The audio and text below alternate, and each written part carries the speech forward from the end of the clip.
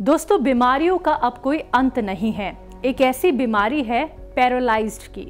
अगर आप लकवे के शिकार हैं और आपके शरीर के किसी भी भाग में लकवा हो गया है या फिर आप अब खुद अपना कोई कार्य नहीं कर पाते हैं, दवाइयों का इस्तेमाल कर रहे हैं, डॉक्टर्स जो बोलते हैं वो चीज़ें फॉलो करते हैं, उसके बाद भी आपको आराम नहीं मिल पा रहा है, तो अगर आपको लकवे की शिकायत बहुत लंबे समय से है या फिर अभी आपको किसी भी बॉडी के पार्ट में लकवा हो गया है, तो आप अपना सकते हैं वो नुस्खा घर बैठे बैठे जो आपको राहत पहुंचा सकता है। लेकिन कौन सा होगा वो नुस्खा, जानते हैं हकीम सुलेमान खान साहब से।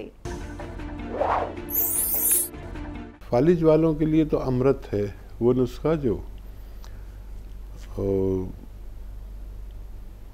अदरक, लहसुन और नींबू का रस 1-1 लीटर और जैतून का सिरका 1 लीटर, अगर ये फालिज वाले लें तो बहुत अच्छा है। जैसे अभी आपने सबसे पहली कॉल पर सुना कि उनके फालिज ज़्यादा जो उनकी नानी थी उनका पैर वगैरह सब चलने लगे, तो आप ज़रूर लीजिए। अगर ऐसा है तो ये बहुत सारे फ़ायदे करता है। एक तो कोलेस्ट्रॉल को ढूंढ कर निकालता है जहाँ भी जिस्म में जमा हुआ हो।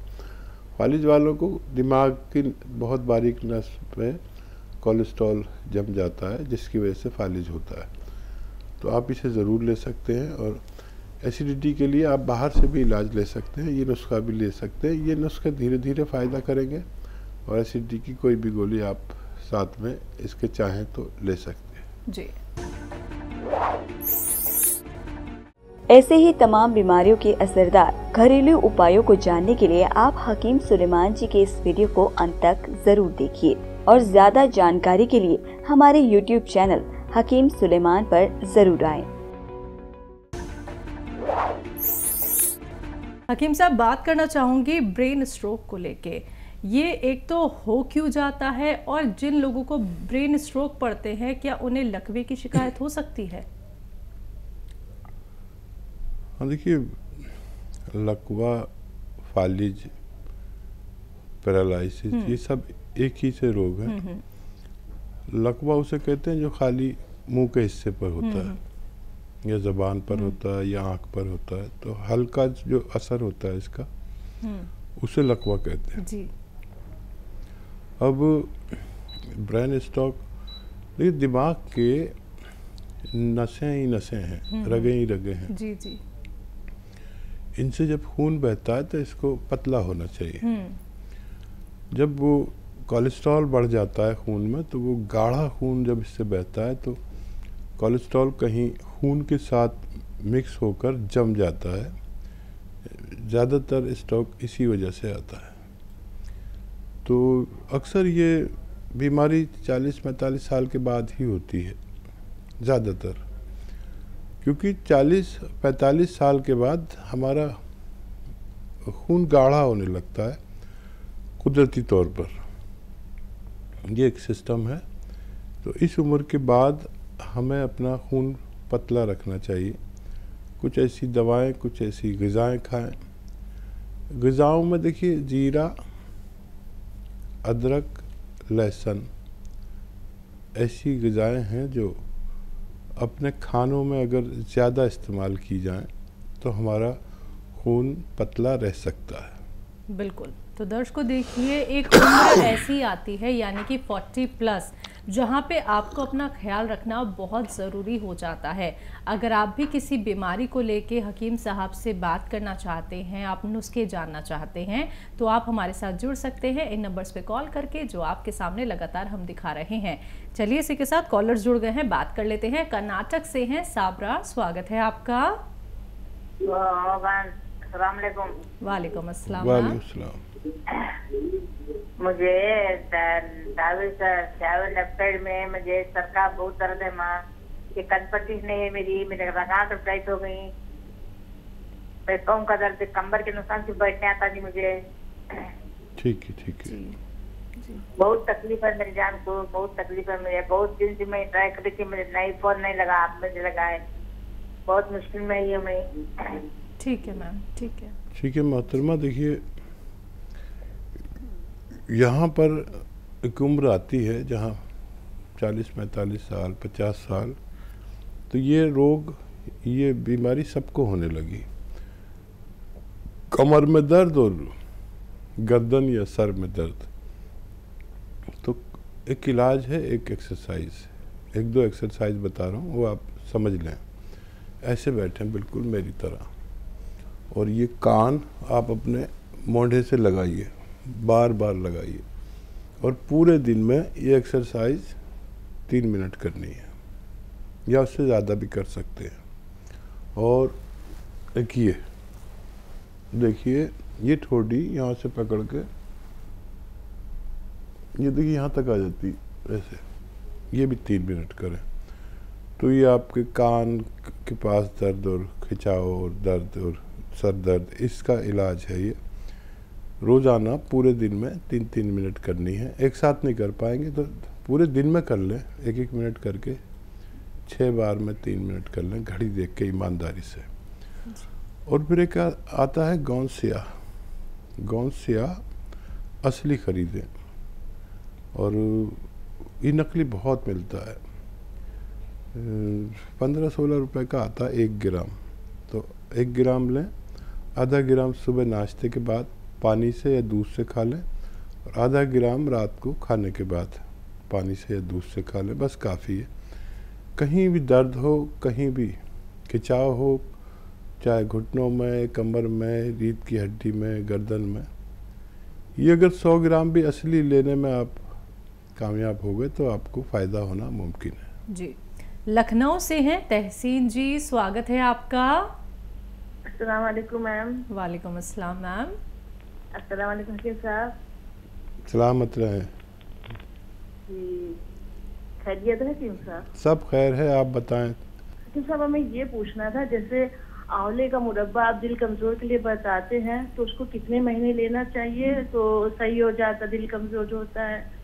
ठीक है। और दूसरा मेरा सवाल ये, जैसे आप लहसुन, अदरक और नींबू का रस बताते थे, पका गरम करके तब सिरके में मिलाना चाहिए जैतून के, ये तरीका सही है या नहीं सही है? जो सही हो वो तरीका से बता दीजिएगा, ठीक है। और हमारा तीसरा सवाल ये, जैसे आप बेल का शरबत बताते हैं पीने के लिए, तो वो कितने महीने लेना चाहिए जिससे मतलब वो दिक्कत ठीक हो जाती है? ये हमारे 3 सवाल हैं। ठीक है। हाँ, बेल का शरबत तो बग़ैर बीमारी के भी और हमेशा भी पी सकते हैं, वरना आप अपनी बीमारी ख़त्म होने तक पीजिए, ये अच्छी चीज़ है। और बेल का शरबत ना मिले तो बेल का मुरब्बा ले लें, उसका शरबत बना लें, वो भी तकरीबन वही काम करता है। और लहसुन, अदरक और नींबू वाला गरम करके, हाँ, बेहतर ये है कि सिरके को गरम ना किया जाए, बाकी लहसुन, अदरक और नींबू के पानी को या जूस को गरम करके इसमें मिला दें, तो ये बेहतर तरीका है। अगर आप ऐसा करना चाहें तो बेहतर है। आंवले का मुरब्बा दिल कमज़ोर के लिए? हाँ, आंवला भी एक ऐसी चीज़ है कि अगर आपको चलने लगे, आंवले का मुरब्बा ज़रा ठंडा होता है तो सर्द मिजाज वालों को नहीं चलता, तो आप ज़िंदगी भर भी खा सकते हैं इसे, वरना अपनी तबीयत अच्छी होने तक इस्तेमाल ज़रूर करें। जी, मेरठ से हैं ओमवीर जी, स्वागत है आपका। नमस्कार जी। नमस्कार सर। जय हकीम जी को नमस्कार। जय हिंद, स्वागत ओमवीर जी का। मेरठ वालों बताइए जी। काला गोंद मिसेज के लिए मंगवा रखा था, 1 महीने तक खा रही है, तो उनके दर्द में तो कुछ कमी आई है? हाँ, देखिए बस हड्डियों और जोड़ों का दोस्त है ये, और ऐसे 20-30% फ़ायदा हो गया तो इत्मीनान रखिए। ये 1 महीना हुआ, 3 महीने चलता है, 3 महीने 10 दिन तकरीबन, तो उसी में पूरा फ़ायदा मुमकिन है। लेकिन अगर फिर भी रह जाए थोड़ा बहुत तो आप और भी इस्तेमाल कर सकते हैं। अब इसने दर्द को राहत पहुंचाई, अब हड्डियों को राहत पहुंचनी शुरू हो जाएगी, क्योंकि एक आयुर्वेदिक इलाज है, तो धीरे धीरे फ़ायदा करेगी। आप इत्मीनान रखें, और बस वही बातें मैं दोहराऊंगा कि उनको ज़्यादा मेहनत, जैसे झाड़ू पोंछे में बड़ी मेहनत होती है, मर्दों को नहीं पता कितनी मेहनत होती है, तो वो ना करने दें कोई भी मेहनत का काम, और वेस्टर्न टॉयलेट का इस्तेमाल करें तो आपकी पत्नी अच्छी होना मुमकिन है। जी। हरिद्वार से हैं ब्रज श्री कुंज मैम, स्वागत है आपका। नमस्ते मैम। जी नमस्कार मैम। नमस्ते सर। जय हिंद, स्वागत श्री ब्रज श्री कुंज जी महाराज की जय। सर मेरे को ना नींद नहीं आती रात में, तो वैसे तो मैं दवाई लेती हूँ पर मैं उसको छूटना चाहूँ। आप जैतून का वो बताते हैं सिरका, लेकिन मेरे को खट्टी चीज बिल्कुल भी सूट नहीं करती, मैं ऑरेंज तक नहीं खा सकती। ठीक है, नहीं तो मैं वो खा लूँ अंगूर वगैरह कुछ, लेकिन वो भी नहीं मैं ले सकती। ठीक है, प्लीज आप बता दीजिए, मैं बहुत परेशान हूँ इस नींद की वजह से। ठीक है, ठीक है जी। हाँ देखिए, कुछ लोग ऐसे होते हैं जिनको खट्टी और ठंडी चीज़ नहीं चलती। ये नुस्खा उन लोगों के लिए नहीं था जिनको ठंडे मिजाज के जो लोग हैं। तो आप 1 चम्मच खसखस, खूब सारी खसखस पीस कर रख लीजिए ग्राइंड करके, और 1 चम्मच खसखस और आधा ग्राम या 1 ग्राम गौन मोरिंगा सफ़ेद असली वाला, आप इसे रात को दूध में मिलाकर ले सकते हैं और रोज़ाना 1 बार ले लिया करें। आपको खूब ऐसी गफलत की नींद, और जैसी नींद होनी चाहिए वैसी नींद आएगी। थोड़ा सब्र करें तो आपको फ़ायदा मुमकिन है। ओमवीर जी एक बार फिर से हमारे साथ जुड़ गए हैं। जी सर, कोई सवाल रह गया है? मेरे 2 सवाल रह गए जी। तीन पेशेंट के बारे में पूछना था मुझे। एक तो बोल दिया। ठीक है। अच्छा, मेरी पुत्रवधू है, उनको जो डिलीवरी हुई है, बच्चे जो हुए हैं ऑपरेशन से हुए हैं, दोनों। जी तो जी। उनका पेट इतना बढ़ा हुआ है और मोटापा हुआ है, उन्हें थायराइड भी है। और दूसरा सवाल है, एक पेशेंट को पथरी है गुर्दे में। दूसरा सवाल, पथरी है गुर्दे में और उन्हें स्वेलिंग आ जाती है पूरे शरीर पे। ठीक है। हाँ देखिए, जो पथरी है उसके लिए बहुत अच्छा नुस्खा है। किसी को अगर ज़रूरत भी नहीं हो तो ये लिख के रखें। मैंने इतना अच्छा नुस्खा देखा नहीं। देखिए, गूलर के पत्ते खाएं, 2 या 3। गूलर का पेड़ होता है बहुत बड़ा सा, बड़े बड़े पत्ते होते हैं, 1 हाथ की बराबर या उससे थोड़े छोटे, और इसको बकरा बकरी बहुत शौक से खाते हैं गूलर के पत्तों को। गूलर मिल जाए या गूलर के पत्ते मिल जाएं, 2-3 खा लें, चबा के खा लें। और 1 चुटकी, ये 2 चुटकी ये आता है नमक जैतून, पानी में मिलाएं, 2 गिलास पानी में, और इस पानी में 1 या 2 नींबू भी निचोड़ लें। ये पत्ते खा के आप ये पानी पी लिया करें, बस रोज़ाना 1 बार। इसका रिज़ल्ट ऐसा मैंने देखा कि 1 दिन में या 10 दिन में, कभी भी 1 से 10 दिन में पथरी को पाउडर बना के निकालने की ताकत रखता है। तो ये गुर्दे की पथरी के लिए। अच्छा, अब रहा पुत्रवधू के पेट और वेट का सवाल। तो बच्चे जिन महिलाओं को ऑपरेशन से होते हैं उनका 95% तो वेट बढ़ता ही है। तो यही नमक जैतून जो बता रहा हूँ, 1 चुटकी लें, और खाने का सोडा 1 चुटकी और पानी में मिला लें, और इस पानी को पीना है।